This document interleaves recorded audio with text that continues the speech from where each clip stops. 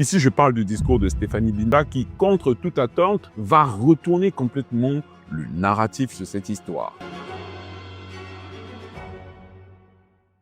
Pendant que l'histoire chauffait sur les réseaux, le sujet va prendre une tournure inattendue. Alors qu'il y a des témoignages de victimes qui se multiplient et qu'un vent de méfiance s'installe autour de Nawali, une voix va s'élever pour nuancer le narratif et cette voix, c'est celle de Stéphanie Binda. Connue pour son franc-parler et son influence sur les réseaux sociaux, elle décide contre toute attente de prendre publiquement position, mais pas dans le sens qu'on aurait cru. Cette vidéo ne va pas aller dans le sens où vous voulez qu'elle aille. Vous serez même très surpris. Dans une vidéo publiée il y a un peu plus d'une semaine par rapport à l'heure où j'ai fait cette vidéo, elle précise que d'après les chiffres qu'elle a reçus, la majorité des clients de Nawali sont satisfaits. Mais je viens noter quelque chose d'important. D'après les chiffres qu'on m'a donnés, elle aurait servi plus de 2500 personnes. Sur 2500 personnes, 97 ont porté plainte. Où sont passés les plus de 2000 personnes qui ont eu leur terrain?